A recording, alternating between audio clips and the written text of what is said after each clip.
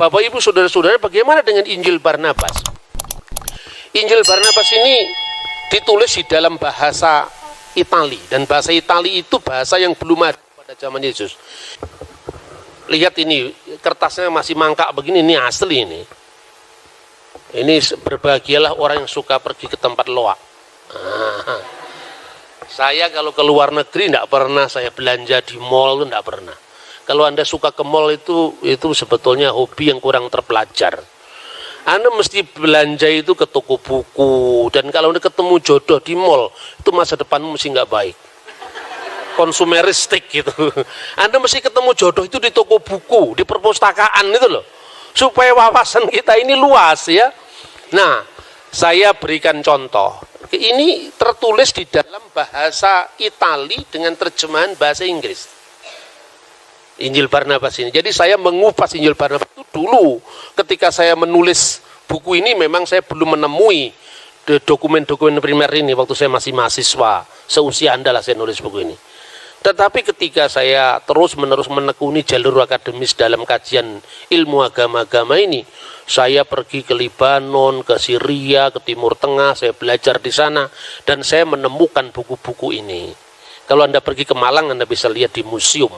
Jadi ada ratusan naskah-naskah kuno di sana, bahasa Latin, Yunani, Ibrani, Aramaik, terbitan Samaria, Yahudi, Kristen, apalagi cuman Katolik atau Protestan tentu. Tidak usah datang ke tempat saya, ke toko buku Anda akan ketemu.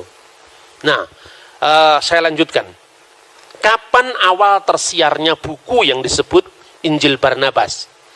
Pertama-tama, buku ini disebut-sebut oleh seorang yang bernama Bernard de la Muni di dalam Menagiana volume keempat di Paris tahun 1715. Ini awal pertama orang menyebut-nyebut eksistensi buku yang namanya Injil Barnabas. Tahun 1718, John Toland dalam bukunya Nazarenes or Jewish, Gentile and Mohammedan Christianity, dia menulis ini adalah sebuah Injil Islam, karena pada waktu itu orang menyebut Islam, orang Barat itu menyebut Mohammedanisme. Meskipun sebutan ini kurang enak karena Islam bukan agama Muhammad, dalam kajian Islam kan begitu. Tetapi ya ini saya tulis apa adanya. Ini gambaran orang Eropa, ini adalah Injil Muhammad atau Injil Islam yang selama ini tidak pernah dipublikasi di antara orang-orang Kristen. 1734 George Sale menerjemahkan Al-Quran ke dalam bahasa Latin dan mengisahkan kabar burung penemuan Injil Barnabas dari naskah bahasa Itali dan diambilnya dari buku berbahasa Spanyol. Jadi kisah tentang kabar burung penemuan Injil Barnabas oleh Fra Marino. Dan dia ngambil cerita itu dari mana? Dari naskah Spanyol. Nah, kisahnya bagaimana? Konon katanya bahwa Fra Marino itu seorang imam Katolik. Ini kabar burung yang diceritakan dalam naskah Spanyol itu. Dia datang ke perpustakaan Paus Sixtus kelima antara tahun 1585 sampai 1590.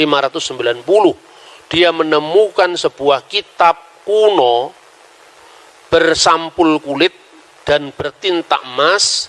Lalu ketika diacak membukanya, di situ digambarkan bahwa ketika Adam dan Hawa terusir dari surga, dia mendapati langit itu ada tulisan La ilaha illallah Muhammad Rasulullah.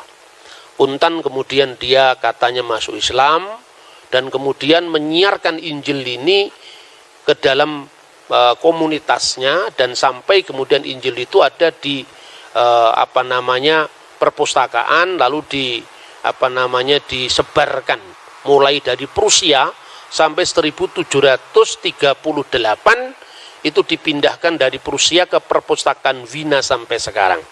Ini menurut cerita kabar burung tadi. Mulai diterjemahkan di dalam bahasa Inggris ini. Jadi ketika saya bicara tentang terjemahan Inggris, saya punya langsung ini naskah primernya. Nah, yang siapa yang menerjemah? Penerjemahnya juga orang Kristen, bukan orang Muslim. Jadi orang Kristen tahu bahwa buku ini perlu diterjemahkan. Karena apa? Ini menarik. Injil kok ada Nabi Muhammadnya itu. Karena panggilan keilmuan, Buku itu diterjemahkan. Yang terjemahkan juga orang Kristen, namanya Lonsdale dan Laura Rack. Tetapi dalam terjemahan bahasa Inggris berdampingan dengan naskah Italia ini, bahasa aslinya, itu dia sertakan kira-kira 100-an halaman di sini. Ada 100-an halaman yang menulis tentang critical analysis, analisis kritis bahwa Injil ini pasti produk abad pertengahan.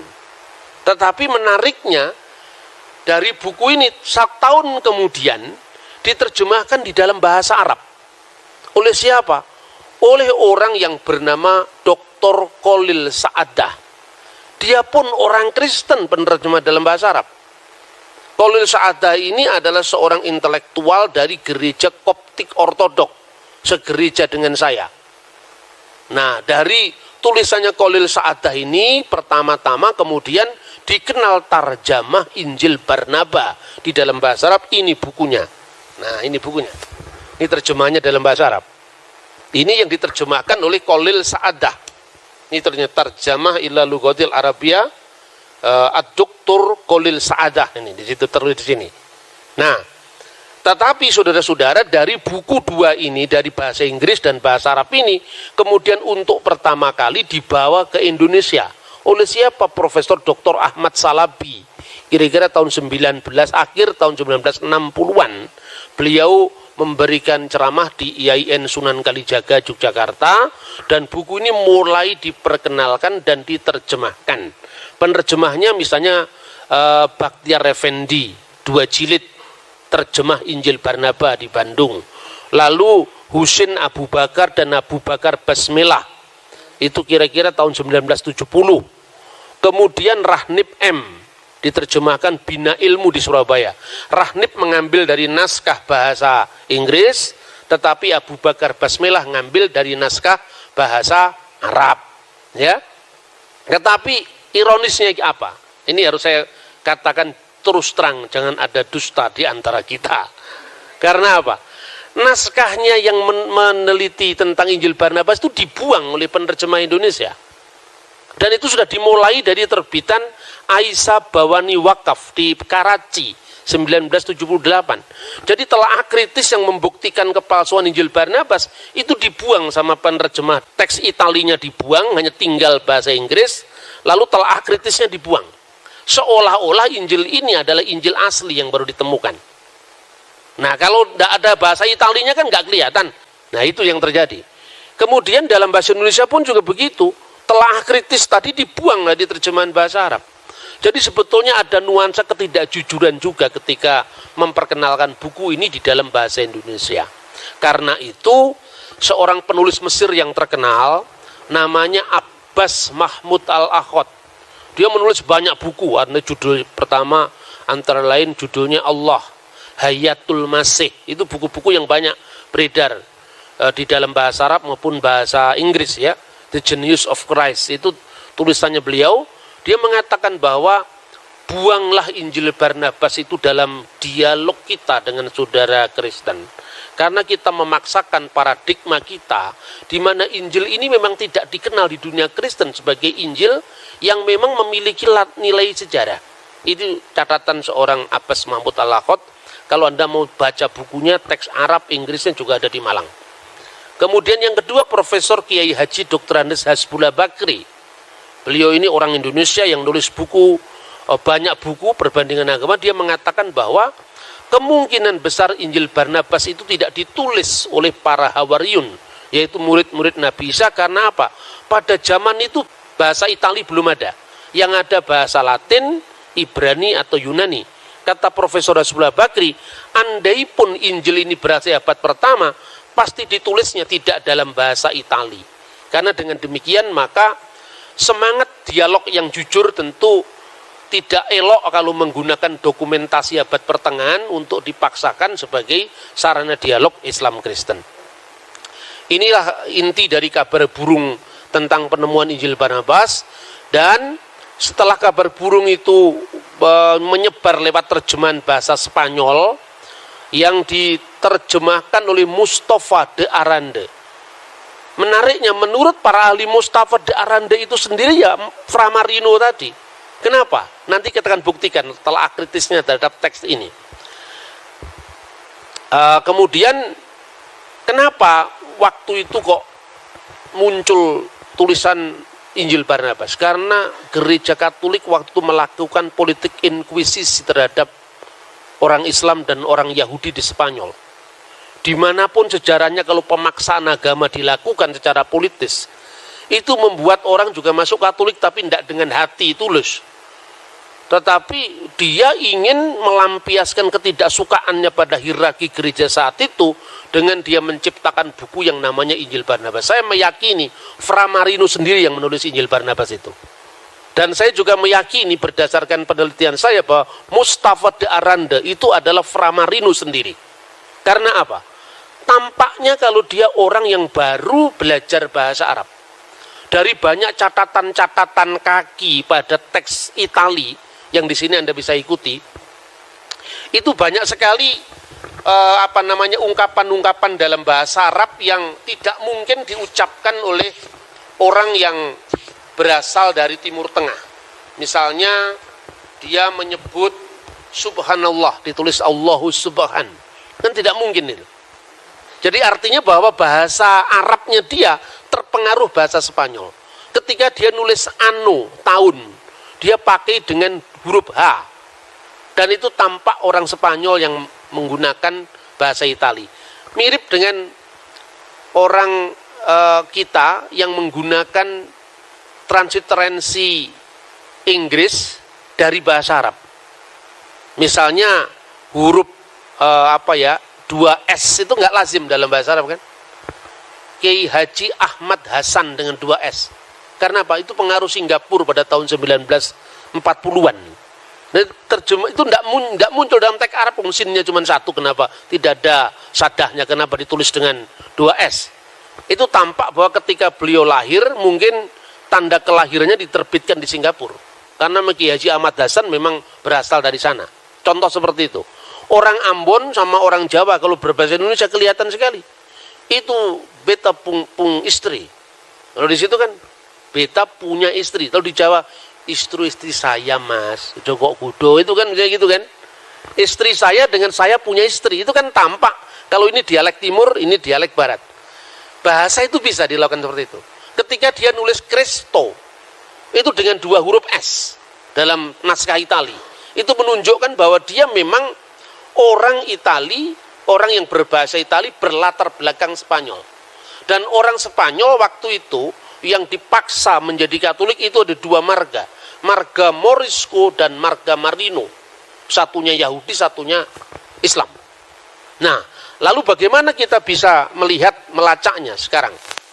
Ini saya scan dari kitab aslinya ini. Ini naskahnya yang terbit tahun 1907. Lonsdale dan Laura Rak, terbitan oleh Clarendon Pers ya. Tahun 1907. Lah ini terbitan Karachi yang menghilangkan telaah kritis atas Injil Barnabas yang lebih dari 100 halaman tadi. Kemudian ini adalah yang terjemahan bahasa Arab, ya, sampul halaman dari buku yang aslinya ini, ya. Dan kemudian ketika Khalil Sa'adah itu meninggal, penerbitan itu dilakukan oleh majalah Al-Manar. Majalah Al-Manar itu yang terkenal sekali dari muridnya Syekh Muhammad Abduh, namanya Muhammad Rashid Ridha, seorang pembaru Islam di Mesir yang terkenal pada waktu itu. Dia yang mengambil alih penerbitan ini dari sahabat Kristennya, yaitu Khalil Sa'adah. Tapi dalam terbitan-terbitan berikutnya di sini masih dimuat, telah kritis itu masih dimuat di sini. Dalam teks yang 1908.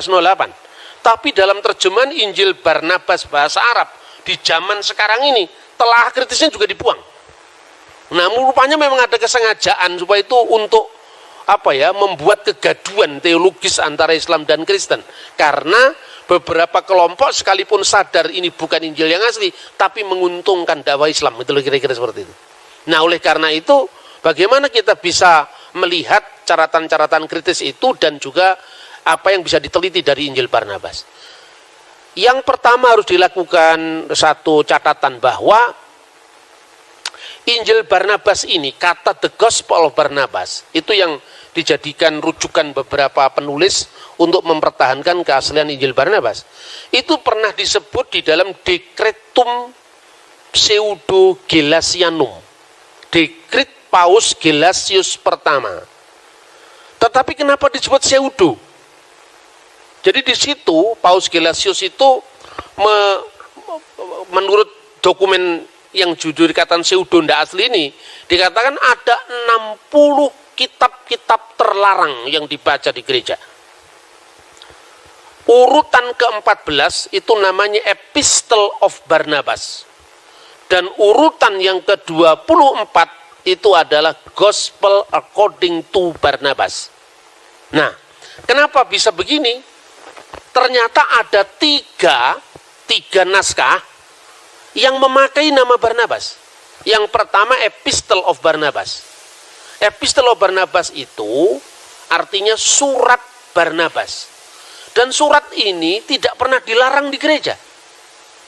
Jadi gambaran bahwa Sixtus melarang ada kitab larangan itu tidak pernah ada. Sampai sekarang kitab-kitab apokrif itu masih ada. Ini contohnya, ya. Apokrifa al-Ahdul Jadid. Bagaimana kitab-kitab ini ditulis? Kenapa gereja menolaknya? Ini lengkap ditulis, ada berjilid-jilid ini. Ini diterbitkan di gereja Koptik Ortodoks ini atas imprimatur izin dari Uskup Subra. Di depannya ada foto dari Bapak Sinuda ketiga. Makanya selalu pakai kumis, pakai jenggot. Coba perhatikan ini. Ini kan orang Timur Tengah Kristennya begitu. Nah, kemungkinan besar penulis ini mengaburkan antara Acts of Barnabas, kisah Rasul Barnabas, dan Gospel of Barnabas. Tidak pernah ada rujukan. Kalau gereja lama itu gini, kalau kitab-kitab itu pernah ada dan hilang, kutipannya minimum ada. Misalnya The Gospel of Hebrew, itu kitabnya hilang. Tapi sejumlah kutipan itu ada dalam kutipannya bapak-bapak gereja yang mengatakan dulu pernah ada buku yang namanya The Gospel of Hebrew. Itu selalu ada. Ada ungkapan di Rasul Barnabas yang mengatakan di dalam peperangan pihak yang menang selalu akan menderita karena mereka dibebani dosa yang lebih banyak. Tetapi ungkapan seperti ini yang katanya ucapan Barnabas juga tidak ada dalam Injil Barnabas. Dan yang disebut Epistle of Barnabas, kitab surat Barnabas, itu dihargai oleh gereja. Sampai hari ini dianggap sebagai The Apostolic Fathers, tulisan-tulisan yang berasal dari zaman murid Yesus, dari zaman para rasul. Dan itu dianggap sebagai buku yang bermanfaat. Dan di gereja ortodoks itu dikenal dengan Taklid al-Muqaddas. Jadi tradisi suci, paradosis yang terus sampaikan dari Yesus 12 muridnya 70 murid, 7 murid dari 12 murid dari 70 murid sampai hari ini. Tidak boleh ini mata rantainya putus. Itulah yang di gereja ortodoks disebut sebagai khilafah rasuliyah. Tapi karena kata khilafah sekarang dibajak oleh pihak intoleran, maka saya tidak menggunakan kata khilafah lagi, saya gunakan kata taklid al-muqaddas sebagai terjemahan dari paradosis rasuliyah. Ya. Kemudian isinya surat Barnabas apa? Misalnya ini, supaya orang Kristen tidak kembali kepada sikap legalistik dari Yahudi tentang hukum Yahudi yang detail sekali. Yang kedua, isinya surat Barnabas sama persis dengan isinya Perjanjian Baru. Itu bukan kitab suci, tetapi ditulis oleh muridnya yang nulis kitab suci gitu. Karena itu dalam Kodeks Sinaiticus, Epistle of Barnabas itu dihormati, ditempatkan setelah kitab Wahyu sekalipun bukan kitab suci, tapi dianggap sebagai punya wibawa setelah Perjanjian Baru. Sekalipun demikian, yang satu lagi, pengaburan dengan yang namanya kisah Rasul Barnabas, itu berasal dari abad ke-5.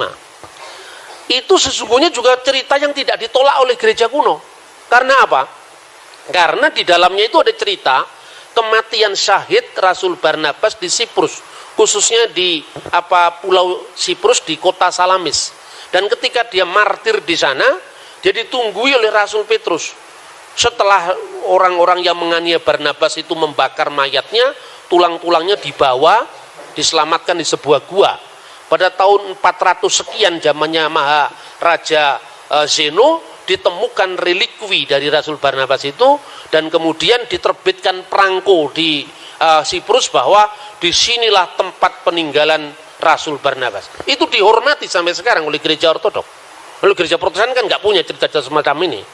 Di gereja ortodok kan dipelihara, dan di dalam tulisan yang dinamakan kisah Barnabas itu ada catatan.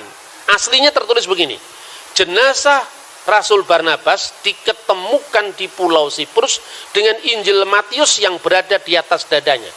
Berarti Barnabas tidak menulis Injil sendiri, tapi Injil yang diwartakannya Injil menurut penuturan Matius.